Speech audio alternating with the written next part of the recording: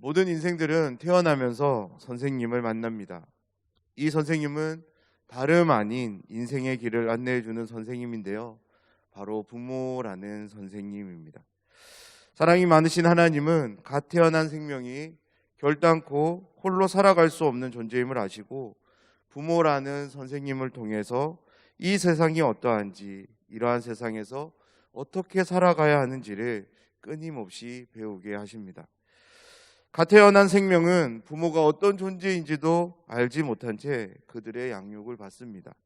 그 양육을 통해 분명한 한 가지 행동을 하게 되는데요. 그건 바로 부모의 행동을 따라한다는 겁니다. 처음에는 눈만 뚫어져라 봅니다.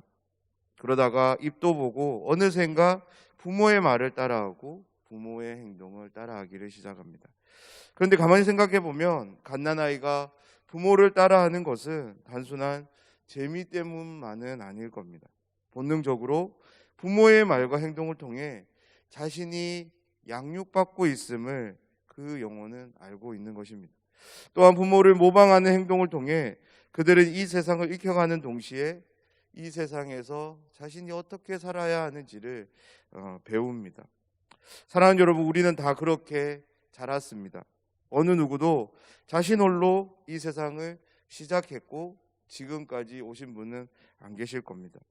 하나님은 사랑하는 부모님을 통해 저희들을 이 땅에 태어나게 하셨고 그분들을 통해 세상을 배우고 익히게 하셨습니다.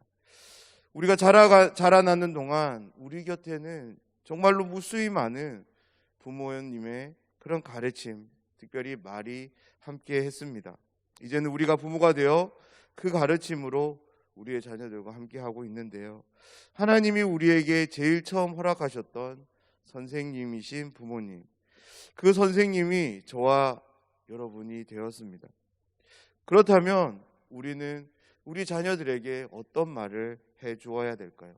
이 세상, 특별히 이 세상을 향해 이 세상이 무엇이라고 자녀들에게 알려주어야 할까요? 오늘 말씀을 보면 솔로몬 왕은 사랑스러운 말로 아들을 부릅니다. 그리고 그에게 이렇게 말하고 있는데요. 1절 말씀입니다. 내 아들아, 내 아비의 명령을 지키며 내 어미의 법을 떠나지 말라라고 말씀합니다. 지금 내가 너에게 전하는 이 말은 반드시 지켜야 하는 것임을 말하기 위해서 명령이라는 단어와 법이라는 단어를 교차해서 사용하고 있습니다. 사랑하는 여러분, 우리의 부모님이 우리에게 지금 내가 너에게 할 말이 있는데 이 말은 명령이고 이 말은 법이야 라고 말해야 된다면 그 말은 어떤 말이 되어야 할까요? 솔로몬의 심경을 완전히 이해할 수는 없지만 우리의 입장에서 한번 생각해 보면 좋겠는데요. 그런 상황으로 말을 해야 되는 그 말은 실로 심각하고 중요한 말일 것입니다. 내가 생각할 때 반드시 지켜야 하는 말, 사생결단을 통해서도 이루어야 되는 그 말을 전할 때 우리는 이와 같이 말을 할 것입니다. 이 말은 명령이야, 이 말은 법이야 라고. 그러면서 2절에서 이 말을 지키고 떠나지 말 것에 대한 상황을 한층 더 강하게 얘기하는데요. 항상 마음에 새기라고 말합니다. 그리고 그 말을 내 목에 매라라고 말씀하고 있습니다. 자신의 생애를 되돌아볼 때 솔로몬 왕은 자신이 지나온 삶을 이렇게 되돌아봤을 것입니다. 그러면서 이런저런 그런 삶의 흔적들을 보면서, 특별히 부정적인 흔적들을 보면서 자신의 아버지였던 다윗 왕의 말이 저절로 생각났을 것 같습니다. 그리고 엄마 밧세바의 말들이 생각났을 겁니다. 자신이 지나온 길들과 부모의 말이 교차되면서 솔로몬은 그제서야 부모님의 말이 지혜였음을, 그 당시 자신이 붙잡고 걸어가야 될 길이었음을 깨달았던 것이었습니다. 그래서 솔로몬은 아버지 말에 대해서 명령으로, 어머니의 말에 대해서는 법이라는 단어를 통해서 오늘 이렇게 교훈하는데요. 다름 아닌 부모님이 전하는 말은 그 부모님이 전하게 되는 말의 엄중함을 이렇게 담아 표현하고 있습니다. 부모의 말은 명령과 법이기에 자녀는 그 말을 결코 거슬러서는 안 되는 것입니다. 그리고 항상이라는 말을 통해서 부모의 말이 아들의 삶에 늘 영향력을 발휘하도록 하고 있습니다. 마음의 색이라고 목에 매라는 강조를 통해서 그 영향력을 극대화하려고 합니다. 그러면서 22절부터 부모님의 말씀이 주는 유익에 대해서 솔로몬 왕은 교훈하기 시작하는데요. 부모의 부모님의 말씀이 등불로 빛으로 표현됩니다. 성경에서 등불과 빛은 생명과 연결돼서 많이 사용되는데요.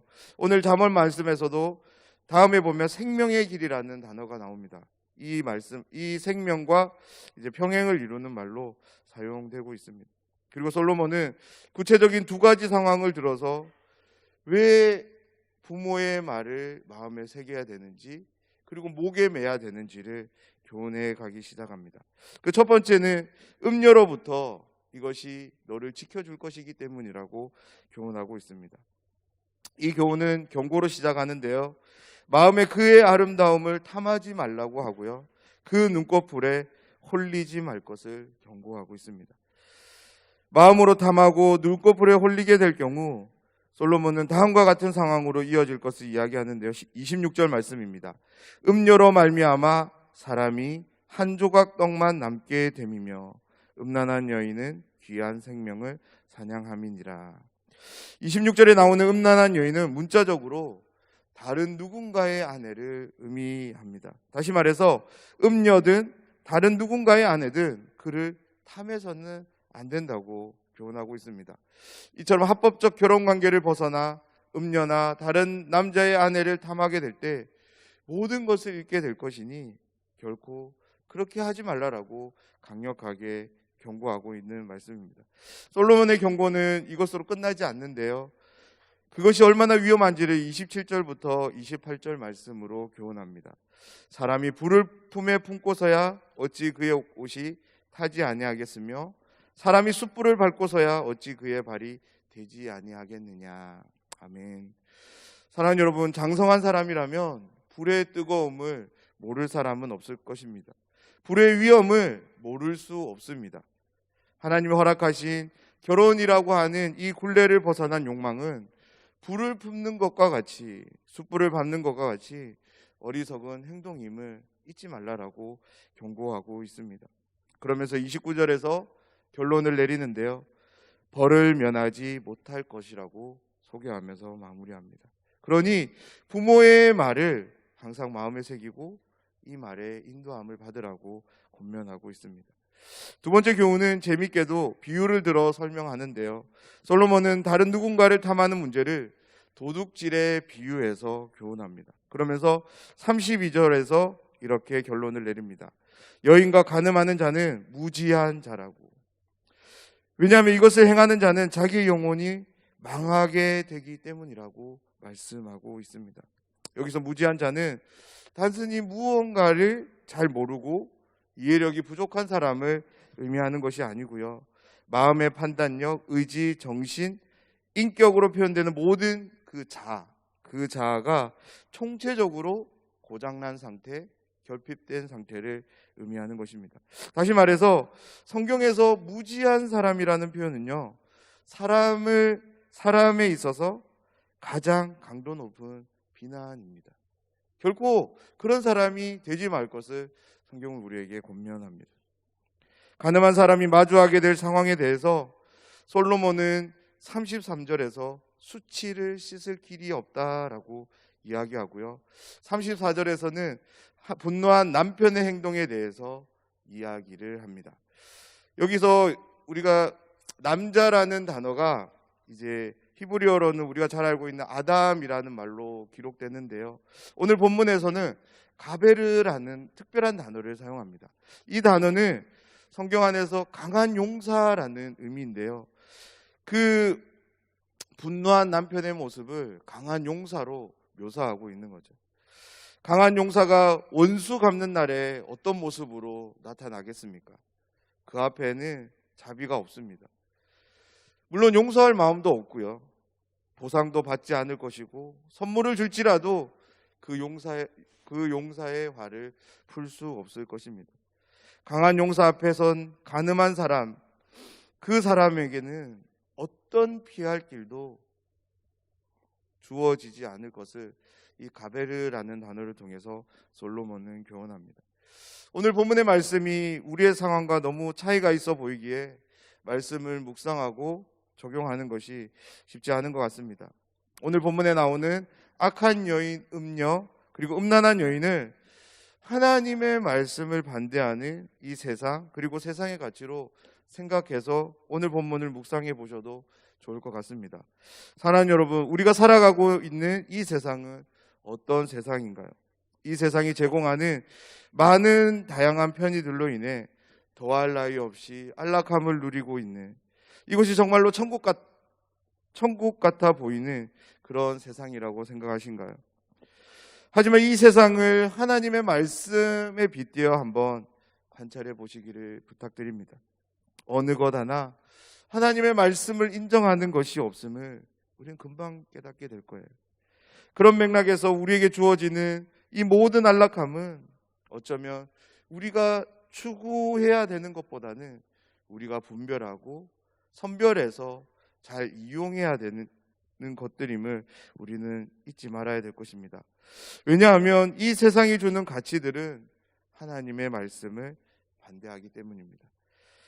물론 우리의 삶에 필요한 부분들, 하나님이 허락하신 부분들이 분명히 있습니다. 세상을 완전히 등지고 살아갈 것을 말씀드리는 것이 아닙니다. 특별히 하나님과 우리의 관계 속에서 이 세상의 가치는 결코 호의적이지 않습니다. 우리가 하나님을 향해 자라가는 것을 결코 원하지 않습니다. 반대로 하나님과 멀어지기를 원하는 것이 이 세상의 가치입니다. 사랑하는 여러분, 오늘 이 말씀을 믿음으로 붙잡는 우리가 되기를 원하는데요, 하나님의 말씀이 우리가 다닐 때 우리를 인도하며, 우리가 잘 때 우리를 보호하며, 우리가 깰 때 우리와 더불어 말함으로 우리를 지키고, 이 세상으로부터, 이 세상의 가치들로부터 빠지지 않게 할 줄 믿습니다. 이 세상으로부터 주어지는 것들이 아무리 달콤해 보인다 할지라도, 너무나도 그럴듯하게 보인다 할지라도 그곳엔 우리의 생명을 앗아가는 함정이 있음을 잊지 않는 우리가 되면 좋겠습니다. 우리 모두는 하나님의 자녀가 되었습니다. 그러하기에 우리는 아버지이신 하나님, 그분의 말씀을 들어야 합니다. 우리 자녀들에게 동일한 마음으로 이렇게 이야기해 줄 수 있으면 좋겠는데요, 오늘 솔로몬이 그의 아들을 향해서 말했던 것처럼, 아들아, 아빠의 명령이 있는데, 엄마의 법이 있는데, 그건 바로 하나님의 말씀이란다라고. 하나님 말씀에서 떠나지 말고 항상 내 마음에 새기고 목에 매면 좋겠다. 그러면 그 말씀이 너의 삶을 지키고 인도해 갈 거야 라고. 사랑하는 여러분, 우리 자녀들에게 하나님의 말씀을 들려줍시다. 죄악이 간영한 이 세상에서 우리의 자녀들이 무엇을 붙잡고 살아가야 할까요? 무엇이 우리 자녀들의 삶을 지키고 인도해 가야 할까요? 세상의 가치에 젖어 살아가도록 내버려 두시겠습니까? 아니면 하나님의 말씀이 우리 자녀들의 삶을 지키며 보호하고 인도해 가길 원하십니까? 그렇다면 자녀들에게 이 하나님의 말씀을 들려줍시다. 아비의 명령과 엄미의 법과 같은 하나님의 말씀을 사랑하는 자녀들에게 교훈할 수 있는 저희 모두가 되기를 소원합니다. 사랑하는 자녀들에게 하나님의 말씀을 들려주는 모든 가정에 하나님께서 자녀의 삶을 책임지시고 인도해 가심을 목도할 수 있는 그런 은혜를 내려주시기를 주님의 이름으로 축원합니다.